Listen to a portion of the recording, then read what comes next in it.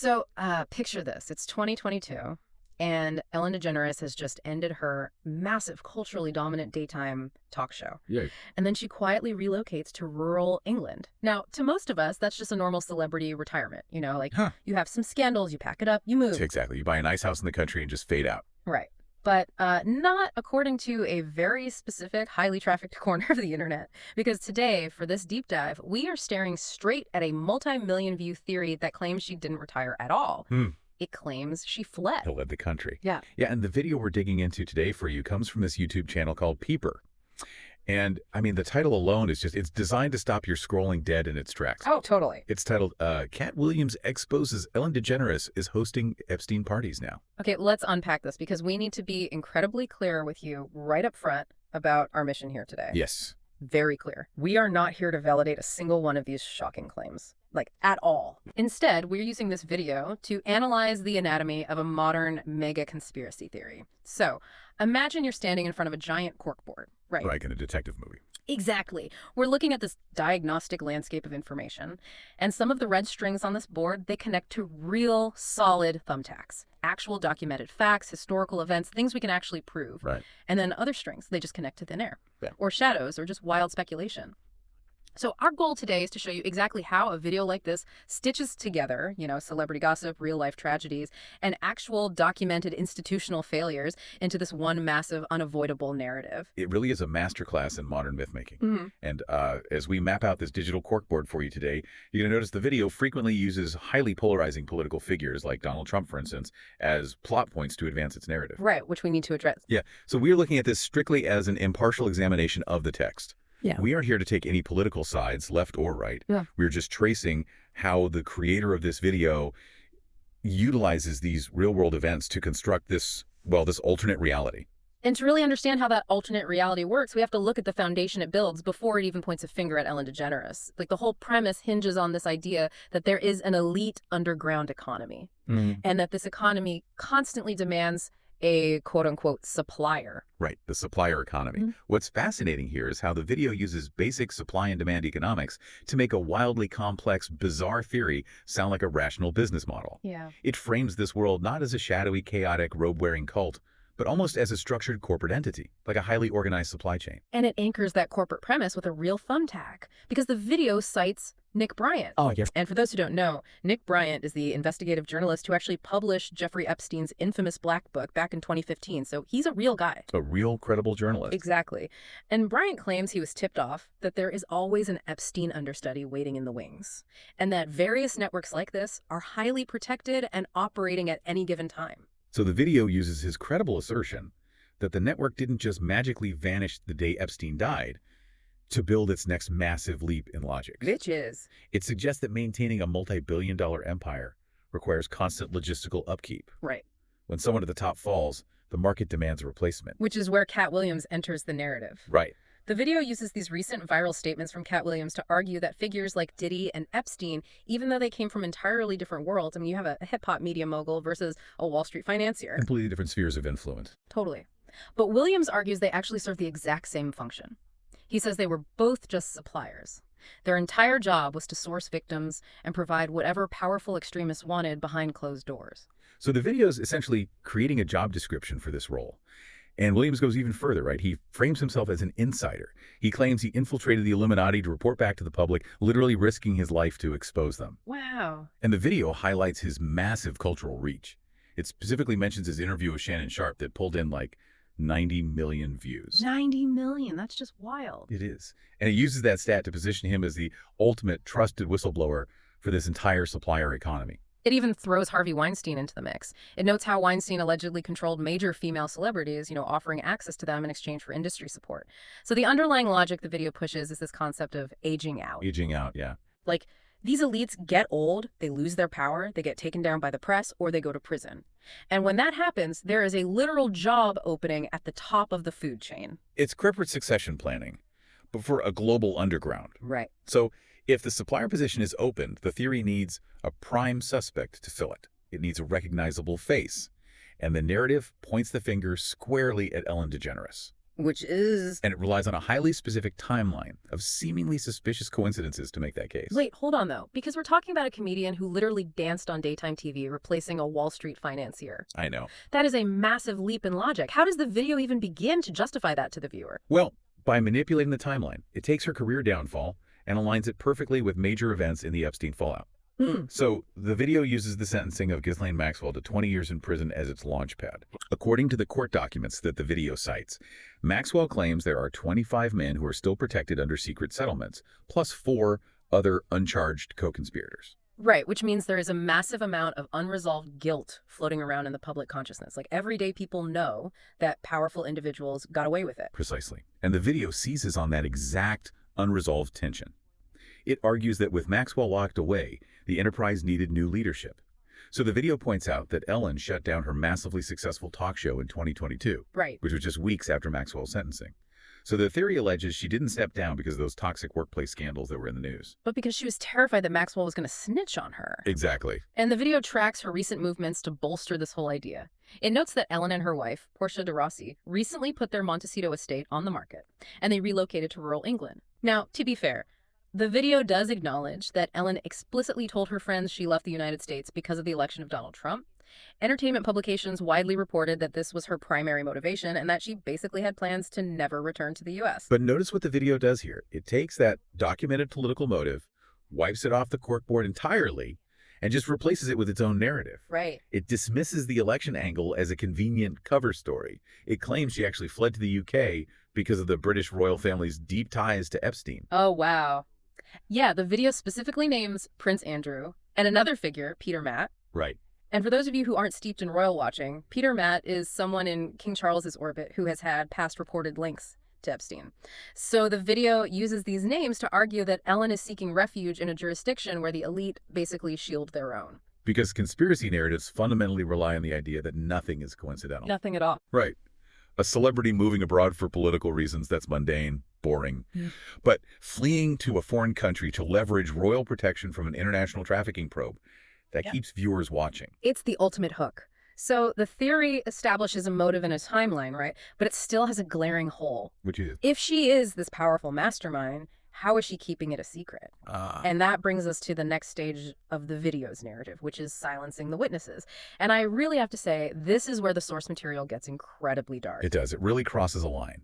It claims Ellen left, quote, bodies in her wake. Yeah. The theory argues that a true successor to Epstein would have to tie up loose ends, basically eliminating anyone who could expose the operation. And the video focuses heavily on Stephen Twitch Boss, Yeah. the beloved DJ and co-producer who worked on The Ellen Show for 8 years. He tragically died by suicide 4 months after the show ended. It's So sad. It is. And the video zeroes in on reports from TMZ highlighting very specific, isolating details. Like the fact that he took an Uber to a motel a mile from his house, put his phone on airplane mode so he couldn't be tracked, and left a note that alluded to past challenges and a heavy burden from his time on the show. And it immediately pairs that real tragedy with the death of Anne Hesh, Ellen's ex-girlfriend, who died just 2 months later. Right. She's crashed her Mini Cooper into a house, which then caught fire.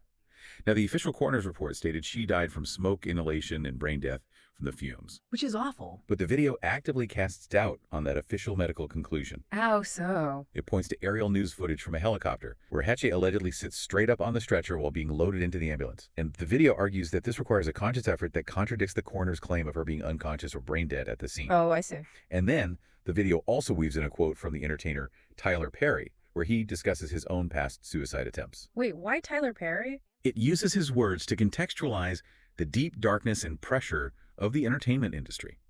It's trying to paint a picture of a world where these kinds of deaths aren't isolated tragedies or accidents, but literally the cost of doing business in a shadow economy. Wait, let me raise a question for you here because I have to stop you. This is making my stomach turn a little bit. Yeah, no. Because it's one thing to analyze real estate moves and timeline coincidences, right? That's standard gossip. But they are taking Twitch's deeply private battle of depression and Anne Heche's chaotic, fatal car crash and turning them into, what, assassin plot points. Yes, and this raises an important question about the ethical cost of these viral videos, because it strips all the humanity away from real people. Completely. A man's heartbreaking mental health struggle is flattened into a targeted hit. An erratic, fatal car crash is turned into a Hollywood assassination cover-up. But if we look at why the video actually does this, it really comes down to the mechanics of algorithmic engagement. Right, because the algorithm rewards the most sensational connections. Yes, exactly. YouTube and social media algorithms prioritize watch time and engagement above everything else. When a high-profile tragedy occurs, millions of people search for details. So by tying a trending celebrity death to an established evergreen mega conspiracy like the Epstein network, the creator essentially hacks the search algorithm. Oh, that makes so much sense. They capture the audience who is just looking for news about Twitch or Anne Hetch, and they funnel them right into this massive conspiracy narrative. Wow. Okay, so the theory establishes a motive, and it silences the witnesses. But we still haven't answered the core question of the deep dive here. What exactly is this enterprise actually producing? Right. And that's where the video pivots from logistical business supply chains into absolute bizarre biology and occult symbolism. Yeah, we move from supply chain economics straight into science fiction and internet sleuthing. It's wild. The video brings up Epstein's documented deeply weird obsession with genetics and youth. It cites investigative work by Chris Hansen, noting claims that Epstein wanted to clone children, harvest stem cells from aborted fetuses, and inject them into himself to stay young. Which is horrifying. It is. It also ties in another disgraced billionaire, Peter Nygaard, who had similar legacy and genetic obsessions. So that's the real disturbing thumbtack on our corkboard. And here's the red string they attach to it. The video connects Epstein's genetic obsession to a segment from The Ellen Show where she and Sandra Bullock were promoting a luxury facial. Oh, I remember this. They describe this microneedling treatment that uses extractions from, and I'm sorry, this is a direct quote from the source, Korean baby foreskins. Ugh. I mean, it's like taking a weird, totally out-of-touch Hollywood luxury fad and using it to prove a global supervillain plot. Exactly. It relies on the visceral disgust of the viewer. You take a skincare treatment that already sounds bizarre and honestly repulsive to the average person. That's not repulsive. And you frame it as proof of literal Epstein-level genetic harvesting.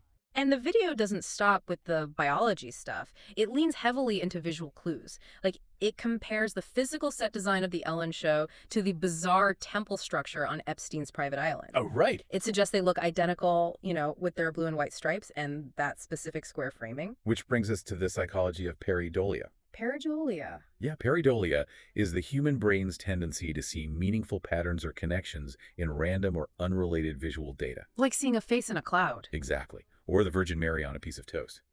When a video places a picture of a daytime TV set right next to an island temple and then adds ominous music underneath it, your brain is biologically wired to find the similarities and completely ignore the massive contextual differences. That is fascinating. And the video goes even deeper into her house and her artistic choices, too. Oh, the art, yeah. It points out that Ellen and Jay-Z have both been seen wearing apparel featuring Jean-Michel Basquiat's crown and skeleton symbols. Now, Basquiat is one of the most famous mainstream artists of the 20th century. But the video weaponizes his iconic crown motif, claiming it's an actual nod to the occult. And it also analyzes photos from inside Ellen's home. Right. In one picture, she's cutting her mother's hair, and the video zooms way in on some letters painted on the wall above them. It claims they look exactly like the spirit cooking letters. Okay, for anyone who doesn't spend their life on obscure internet message boards, spirit cooking is a reference to a controversial 1996 performance art piece by Marina Abramovich. Over the years, internet conspiracies have falsely claimed this art piece is evidence of literal elite satanic rituals. Yeah. And then the video also zooms in on this tiny blurry background picture in Ellen's house that allegedly reads evil thoughts with revenge. Which you can barely even read. Exactly. But what's happening here is crucial for you to understand. Visual similarities, like zooming in on a blurry painting in the background of a selfie, or connecting a widely popular Basquiat crown to a secret society, these are the strongest currency in these types of videos. Why is that? Because they give you, the viewer, the illusion that you are actively participating in the investigation. Oh, wow. It makes you feel like you are the one discovering the hidden truth right in front of your eyes. It's incredibly seductive. You feel like a detective who just cracked the case. But it begs the question, you know? Why do millions of people actually fall for this? Why do we buy into the stem cells and the hidden paintings and the vast underground networks? Well, a conspiracy theory is essentially a parasite. A parasite. Yeah. And how does a parasite survive? It masks itself using the host's own cells so the immune system doesn't attack it. Okay. In this case, the conspiracy theory masks its wild fiction by wrapping it in the undeniable historical rot of real institutional failures. Which brings us to the real cover-ups that fuel the fire. Because the video brings up Maria Farmer. Yes. In 1996, she went to the FBI. She was the first victim to officially report Jeffrey Epstein and Ghislaine Maxwell. And what happened? She was completely ignored. her complaint was tossed aside. It's infuriating. She was told to leave, and she subsequently received terrifying death threats from Maxwell, like specific threats about burning her art, burning her house down, or getting shot in the back of the head while crossing the street. She literally had to go into hiding. The FBI had the chance to stop him a full decade before he was finally caught. And they did absolutely nothing. Nothing. That is a massive, verifiable institutional betrayal. That is the host cell the parasite uses to survive. And then the video points to the 18,000 Yahoo emails. These span from 2002 to 2022, and Bloomberg obtained them. For years, Maxwell claimed she was just a property manager and an ex-girlfriend. Yeah, this is innocent bystander. But these emails prove she orchestrated the entire inner circle.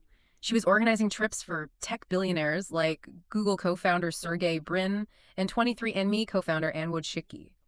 She was literally discussing, quote, lewd and lascivious conduct in writing. It proves that the official narrative the public was fed for years, that Maxwell was just a bystander, was a lie.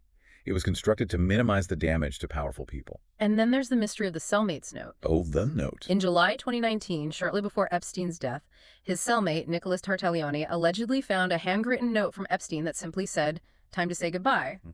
But because Tartaglione had his own ongoing criminal case, the note was sealed by a judge. It was completely ignored in the official investigation into Epstein's death. The DOJ claims they haven't even seen it, and now the New York Times is having to petition a federal judge just to get it unsealed. It is the literal sealing of truth. Yeah. And if we connect this to the bigger picture, we see exactly why these viral narratives take hold. Conspiracy theories thrive in the dark, empty spaces created by redacted files, sealed court documents, and institutional silence. Absolutely. When the authorities refuse to provide the full, transparent truth, human nature just demands that we fill in the blanks ourselves. And the video also explains how victims were lured into a false sense of security in the first place, filling in another blank. These young girls were brought into environments where they saw Oprah, Naomi Woods, Kevin Spacey, or even Secret Service agents at dinner. Right. They thought, well, if these famous, powerful people are here, I must be safe. And, unfortunately, because the system genuinely failed those victims, there is an entire algorithm-driven industry ready to hand the public the red string to connect the remaining blanks, no matter how reckless or fabricated those connections might be. So what does this all mean for you listening? To bring it all together. Today, we've traced the anatomy of this viral mega conspiracy. We've seen how a video takes real profound grief, like the tragic deaths of Twitch and Anne Hesh, and combines it with massive, undeniable institutional failures, like the FBI ignoring Maria Farmer's cries for help. Right. And then it mixes in bizarre Hollywood skincare fads and visual pareidolia to just crown Ellen DeGeneres as the mastermind of an elite underworld. It's a lot. And it's really worth taking a moment to reflect on our own media consumption. Definitely. How often do we accept a shocking connection online simply because it's presented to us with ominous, dramatic music and a deeply confident voiceover? We have to be vigilant about distinguishing between the thumbtacks of fact and the red strings of fiction. And that brings me to a final thought I want to leave you with, something that builds on everything we've just discussed. If human-made conspiracy theories are just society's immune response to a lack of transparency, what happens when artificial intelligence starts generating these dot-connecting videos automatically? Oh, wow. That's a terrifying thought. Are we prepared for an internet where every minor, insignificant coincidence is instantly turned into a 4K, highly produced documentary proving it's a deliberate plot? Something to think about the next time you find yourself staring at that digital corkboard. Thank you so much for joining us on this custom deep dive. It's been a wild ride unpacking this one with you. Until next time, keep your eyes open and we'll catch you on the next deep dive.